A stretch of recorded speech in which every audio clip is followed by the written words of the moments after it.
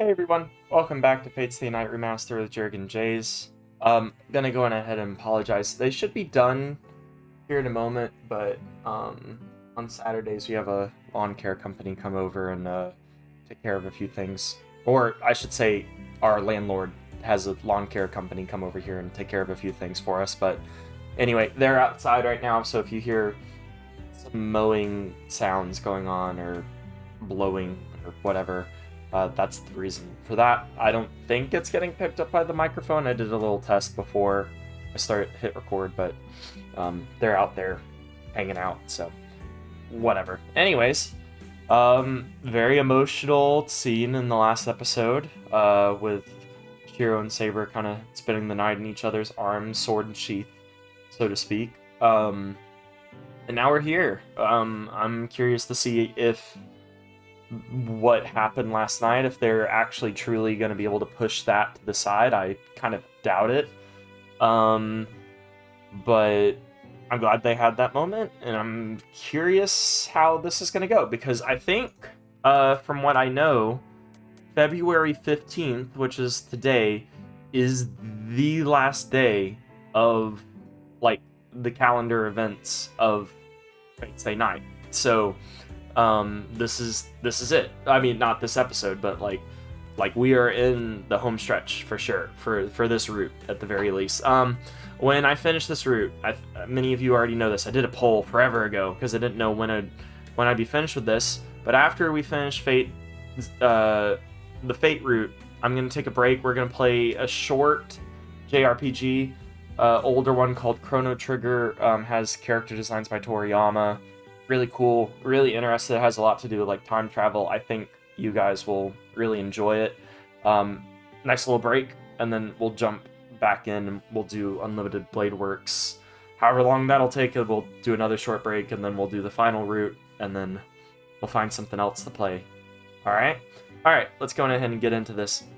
When I awake, the sun is already up. My room is dimly lit. I feel like it's still last night, but I quickly shake my head to banish the thought.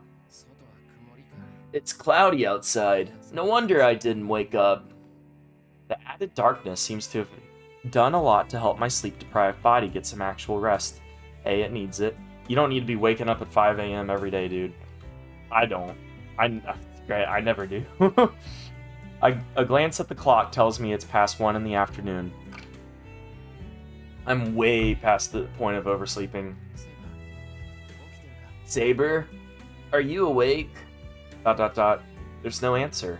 Saber is still next to me, slightly curled and still asleep. Once I'm not sleepy anymore, I wake up, but Saber has to recover her magical energy. Considering how much she slept in the past, I doubt she'll wake up until later in the afternoon. Yeah, just slip away, leave her be. Or you could have, like a cat, just, sit there and, let her continue to lie. I leave my room without waking Saber. There's no reason to wake her. The real danger is at night. There's no way Lancer or Gilgamesh will appear while the sun's still out. I mean, not no way, you are still in your home, and they both know where you live. They wouldn't attack, like, way out in public, sure, but I don't know if... I feel like they could attack here still. So we need to come up with a plan. I don't know about Lancer, but Gilgamesh will definitely show up tonight. Given his personality and the murderous look he gave us before he left yesterday, we can definitely expect him tonight. But what should we do? He has an infinite supply of noble phantasms, and one of them is stronger than Excalibur. Berserker was a hard enemy to defeat, but we still managed. We managed to find and exploit a chance to turn the tide against him. Not this guy. If he showed up now, it wouldn't even be a contest. Well, considering one of the two of you is asleep, yeah, for sure. One blow from that noble phantasm, Aya, and we're finished. Aya. Aya? What do you mean, Aya? Was that the... Oh, that was the sword that, like, sucked wind in and, like, did all the turny, drilly looking stuff. I need to think of something. There's not much time until sunsets. There's like 5-6 hours. There won't be an end to this if I think on my own. If Saber, Tosaka, and I can't think of a plan, then... The church! Maybe that overseer priest might know something. Why would he help you? He might have a plan that could help us deal with the mess we're in. The king of heroes, Gilgamesh. Kotomine said he would find some way to deal with this servant who survived the previous Holy Grail War. Even if we can't think of a countermeasure, Kotomine might have already thought of something.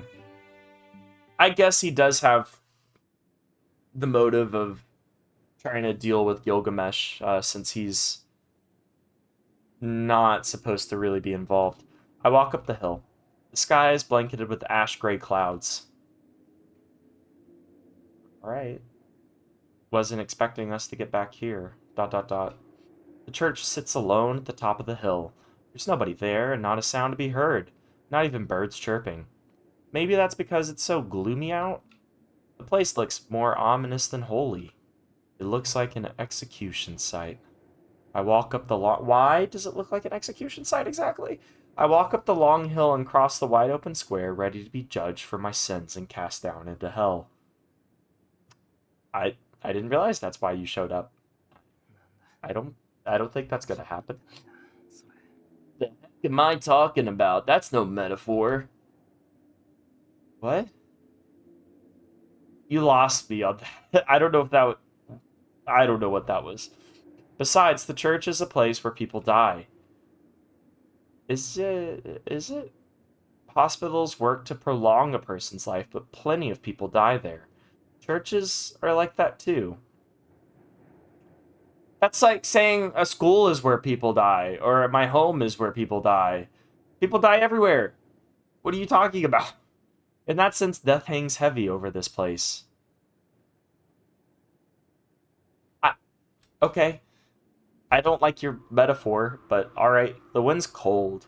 I pull up my collar and climb the church's stairs. Creakiest door alive. Kotomine! I came to talk to you! I step into the chapel. Just like the square, there's nobody here. Kotomine? Might be in the back. Pass through the pews and walk towards the altar. Tap, tap, tap. A dry sound echoes through the chapel. The building is probably designed to make sounds echo, but the sound of my lonely footsteps is haunting in this huge empty space. Yeah, most, like, chapel areas, acoustically, are very well built. It helps people that are on stage really project their voice. It's really cool. It gives that kind of, like, echoey choir sound that you often associate with a lot of churches. Kotomine, are you here? I call softly to the priest. This is ridiculous. If I want an answer, I should be shouting. Then do that. He's probably in the back, so he won't hear me unless I shout. Or just walk to the back. But I don't. I keep quiet, tiptoeing my way to the back of the church. Am I doing this so I don't mess with the solemn air of the chapel? Or because I feel like if I'm spotted, I'll be surrounded by things I don't understand, and then maybe get beheaded for defiling God or something. That's not how churches work. At least, that's not how it should work. I exit the chapel and head to the courtyard. If I remember correctly, Kotomine's room is... I walk more quietly down the corridor. The church is like a labyrinth, and I don't know how to find Kotomine's room. It didn't look like that big of a church from the outside. My memory's kind of hazy, and I'm sure I won't be able to find it on my own. Just open doors until you find them. You'll get it eventually. Turn right every time. There's something. What? Why the red text? I slow my breathing. It's hard to breathe. My throat is parched.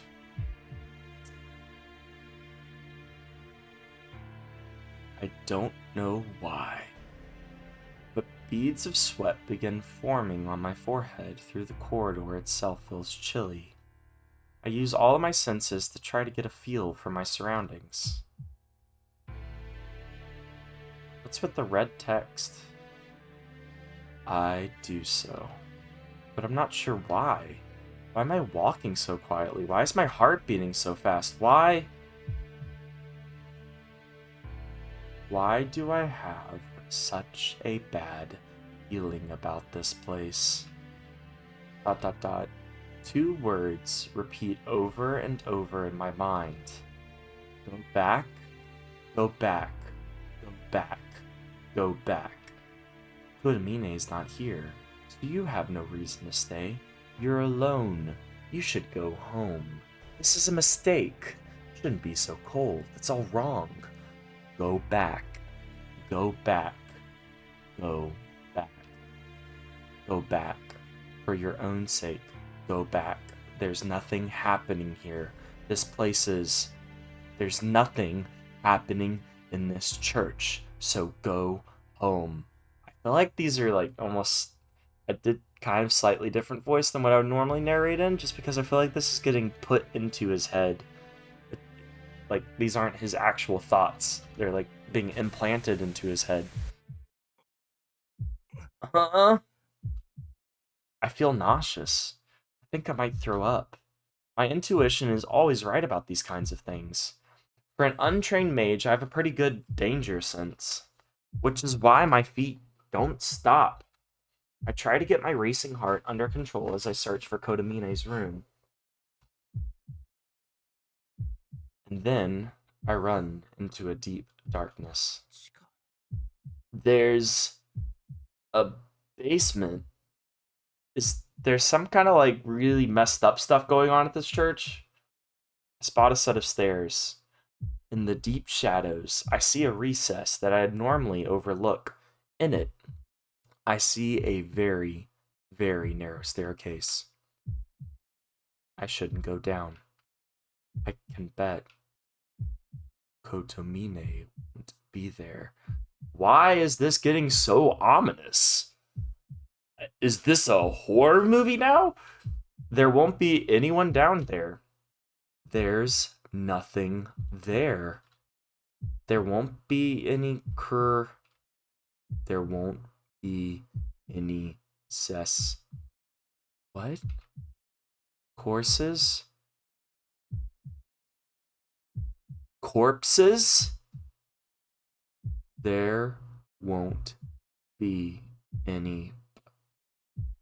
I shouldn't go in there. Nah. My neck stiffens. I just want to know what the heck is in this basement. I mean, I know it's certain death, but hey, I know there's apparently corpses down there. I step into the darkness. Oh joy, it's a great new day. It's a room made of stone. The lights are out, but the room itself feels like it's alive, and a faint blue light suffuses the whole place. There's a sanctuary underground. No dust or cobwebs anywhere. It looks like this place sees a lot of use. I'm not sure how far back it goes. I look back up the stairs I just came down. The staircase hugs a curved wall. And after descending the curved stairs, I look up and see the entrance is about 10 meters above me now. Maybe it's the absence of light, but the gently curving staircase puts me in mind of a centipede crawling its way through the cathedral. And then I notice a door. It's right at the bottom of the stairs. There's a symbol on the wall. Beyond it, a deep darkness beckons me. What? I don't know what this would... I'm curious on one hand, because I really don't know what they're trying to reveal in this place. Like, what mystery would be down here for us? But at the same time, I'm also not curious because it just seems so out there. Okay. Almost as if it were drawing me in, I find myself stepping into the darkness. I step through what seems like an entrance of some kind. It's damp. That's blood. Calling it now. The floor is all slimy, and it's hard to walk. It reminds me of when I was cleaning the school pool. Moss covers the entire floor. It feels like my feet are sinking to the ankles into some kind of rot covering the floor. I don't like that description. Dot dot dot. Stop suddenly. The nasty sensation beneath my feet is bad enough, but now there's a horrible stench. I pinched my nose shut. This isn't some temporary odor. It's permeated the whole room. It doesn't smell like fish or gunpowder. It smells like formaldehyde. The chemical reek of it has stagnated in the room like thick mud. My senses seem to have been numbed for the moment I got into the basement. From, not for. I'm long past tension and nervousness. And yet, my heart expands and contracts without a break, and my limbs are moving so weirdly, it feels like I might wrench out every nerve in my body. And what's worse, my eyes have grown accustomed to the darkness. What is that? What are we looking at? Okay. The darkness fades. I hear drops of water falling. It's almost like that serves as the starting bell. Starting bell for what? What I couldn't see before is suddenly clear.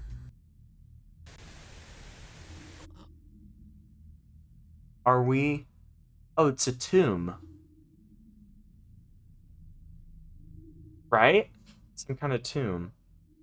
Okay. What I see is an all too familiar living hell. Death lined up, all in a row. Debris is piled everywhere. The stench of death, covered by antiseptics. I don't like the sound effect. I mean, I don't like it like I'm not supposed to like it. So it's good. It's a good sound effect, but it puts me on edge. I thought this was all a lie. I want to believe none of this is real. What do you... I don't get why this would be bad. Well, like, I don't... Or, like... How do I explain this? My thoughts. Whatever. Let's just keep rolling. But I can't deceive myself. I can tell in an instant. Even in a room so full of corpses... Are they, like, fresh? Well, it smells of death. So, I guess fresh. Who's killing them / bringing them here? Even is Kotomine doing this? Not one of the bodies here is truly dead. They're alive. What do you mean? They're all alive. These corpses. They can only be called corpses. However human they once were, are all alive. Why are they still alive? How are they still alive? How do you know that they're alive? I look over each and every body. Not one of them has retained their original form. Imagining what happened to every one of these sacrilegious forms is just too terrifying. They're more like the husks of dead trees than corpses. Some have been broken down to the point that their flesh has seeped into the cracks of the stone pavement. Some are hung against the wall and are little more than nests for bugs. Whatever their arrangement, these figures have only torsos and heads, and even those are pitifully ragged. How long have they been, like, quote-unquote dead / alive? I don't even need to know why. Do you already know why? The corpses are being eaten away in their coffins.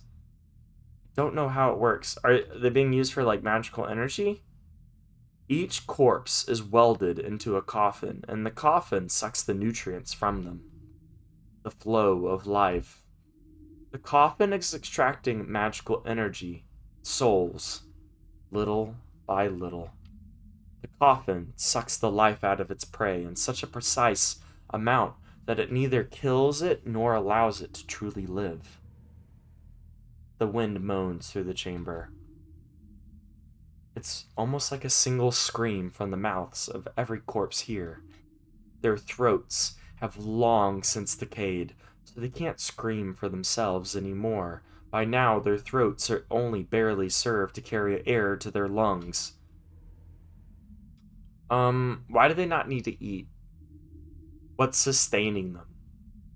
But still, the corpses scream. All but inaudible. They scream. They must be in terrible pain and so very afraid. They continue to shriek, unable to accept that their bodies are being eaten alive as they gradually lose their shape. Whoa! Hello? I hear a creaking sound. The coffin in front of me gurgles. It's oozing. The corpse's head is turned toward me. Something falls out of it. Okay. Why? How did this get so horrific or horror adjacent? Its swollen lips move slightly. Oof, I don't like this. Like, I'm actually getting a little chilled. In a voice that isn't a voice, it asks, where?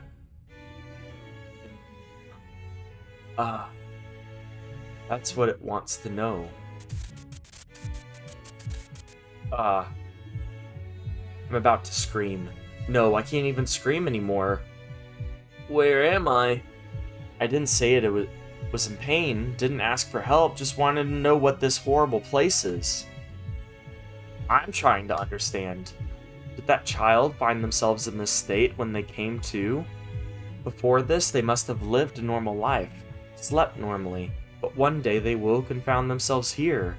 The question must have come from the hope that this is just a bad dream, being trapped in a coffin, unable to move, their limbs rotting. That'd be awful, like, to be in a... like, still be alive, but feel yourself literally rotting. My heart's breaking. This is so unimaginably horrible. But why? Why do they seem so strangely familiar?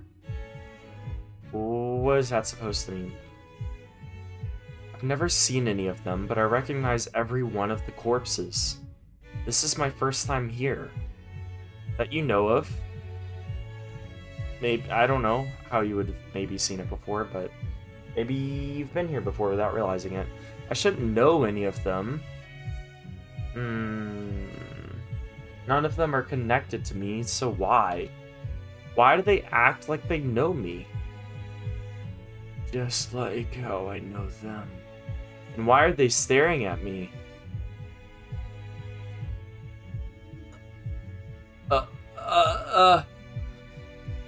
Wait, hold on. I'm taking my headphones off. Are these the corpses of people that also survived the incident that I survived? And when I got adopted by Kiritsugu, the rest of them were put here and have just been having their souls sucked out of them ever since?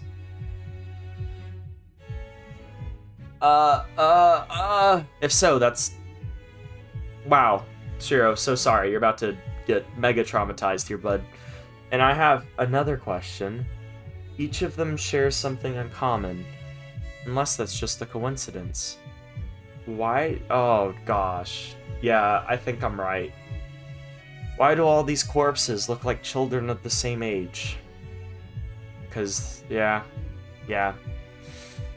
And then... Oh, great. So glad you knew about this entire time. Welcome, Shirou Mia. It comes out of nowhere. A hand. Oh, no, don't do that. Don't touch me. A hand claps my shoulder from behind. The voice is friendly, like a greeting from a close friend. He is not my close friend. I go completely stiff with shock. I can't even turn around. Only, I don't have to turn to see who's behind me. Maybe Gilgamesh is actually Kotomine's servant. And this is how they've been keeping Gilgamesh alive all this time. Only I don't have to turn to see who's behind me. Kirei Kotomine. This church's priest, the man responsible for this little piece of hell. Wait, and so this is also Tosaka's adoptive father. She probably, I hope she didn't know about this. This is messed up. And the devil. The last person I should run into right now. What unfortunate timing. I did expect you to visit soon, so I suppose it's my fault for preparing a meal at this hour. Do you recall? I failed to be hospitable last time. I attempted to be more considerate this time, but it seems we missed each other. ... Can't say anything. The priest's hands rest heavily on my shoulders.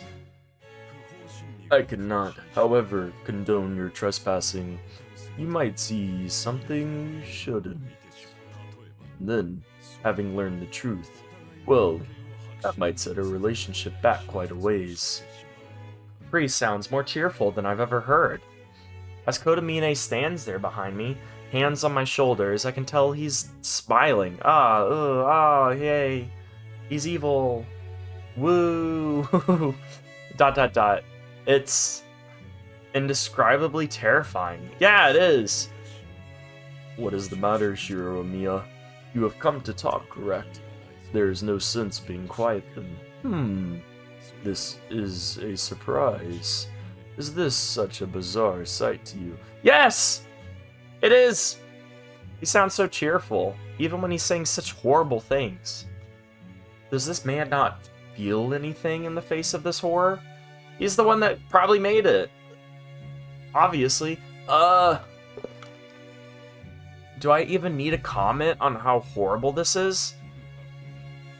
Oh, how old of you. Proper manners dictate you should at least say it is not.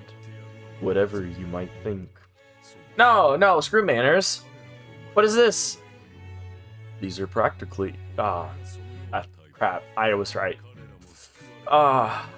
These are practically your brothers and sisters after all. I do not think they would appreciate the rudeness. What did he just say? And so happily? What did you say? Excuse me. Gosh, that was a burp that I was trying to suppress that did not get suppressed. I said, these corpses are practically your siblings. By whatever means you all survived that hell. You may not be related by blood, but I believe you all share what amounts to a familiar bond. Am I wrong? ...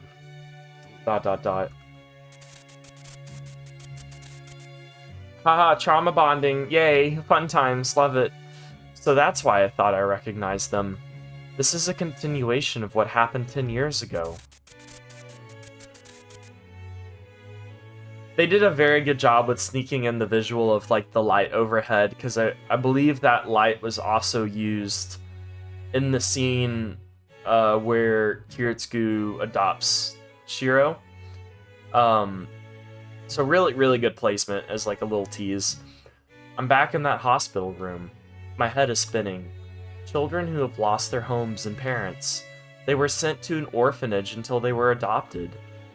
Excuse me. But before that happened to me, Kiritsugu and Mia adopted me, so I never knew what happened to these kids afterward. I wonder if Kiritsugu knew about this. I'd actually avoided finding out. The orphanage was at the church on top of the hill, and I could have gone there anytime I'd wanted to. But I held back. I felt it wasn't fair for me, who did get adopted, to go visit the children who still hadn't been. That's why I decided that if I were to meet them, it would have to be in town. We would just bump into each other, chat idly to chat up, and most importantly, have gotten over the fire in hell. As small as our town is, I always dreamed of a reunion like that, but it never happened. Koto, Mine. That is correct, Shirou. Had Kiritsugu and Mia not adopted you, you would have shared these things' fate. Things? You understand, you were the only one who was saved. While everyone else died, equal, you were the one who violated this harmony by surviving. What do you think? Do you not find that just a little unfair? Alright, he already has survivor's guilt. You don't gotta, like, rub it in his face. My heart starts beating again. I've been frozen, stiff a moment ago, but suddenly, I'm able to move. Oh, don't mistake me. This isn't criticism. On the contrary, your situation is a delight. Your talent for survival is impressive. Honestly, I did not expect you to last so long. That is why I thought to reunite you with your siblings here in your final moments. My final moments? You piece of... Lucky boy. I planned to close this place after today, so you barely made it. For the past 10 years, I have kept them alive as fodder to sustain the servants. Sustain servants, plural? Who? But that is all coming to an end. I can no longer collect the same quality of robust souls. Quantity, not quality. All steeped in agony, as I once did. Of course, there is also no need for fear any longer. All that remains is to kill you and your servant. Ah! I see. So you've been my enemy this entire time. You freaking piece of crap! Those words shattered the restraints that had been holding me still. I move my paralyzed body. Pushing clear of the hands of my shoulders, I leap forward and whirl around to face the priest. Kotomine, it was you! As I face him, I put distance between us. I wonder, Nope, I forgot the thought. Never mind, it's not important. Keep on going. As I face him, I put distance between us. In that moment... Oh, I remember what I was going to say. Even if I die here, I feel like we learned some really cool information, so we will, even if we have to go down a little bit of a different path, that's fine. In that moment, I feel a powerful impact from behind. Oh. That's weird. I can't breathe. Something sharp protrudes from my chest. It looks like the head of a spear. That can't be. How could a spear be growing out? Oh, is he Lancer's master? Or is he Gilgamesh? Or is he both? How could a spear be growing out of my chest?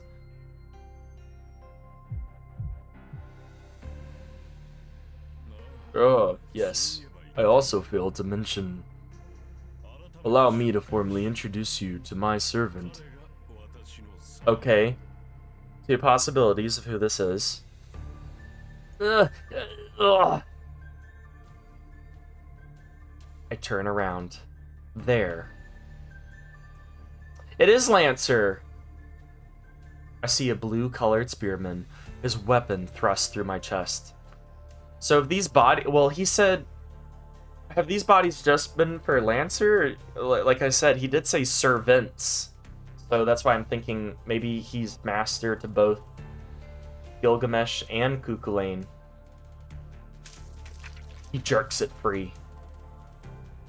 At the same time, a searing, intense pain rocks my entire body. Red splatters the floor. I collapse onto the slimy, mossy ground. I try to push myself to my feet, but my body's too heavy. I can't move. While I may not be paralyzed anymore, my body isn't capable of moving for entirely different reasons now.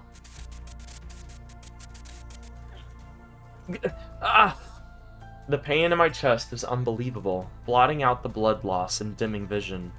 I can't pass out. I've sustained fatal wounds numerous times. They were all bad. They all numbed my senses. But this is different. It's a fatal wound for sure, but the pain is just too intense.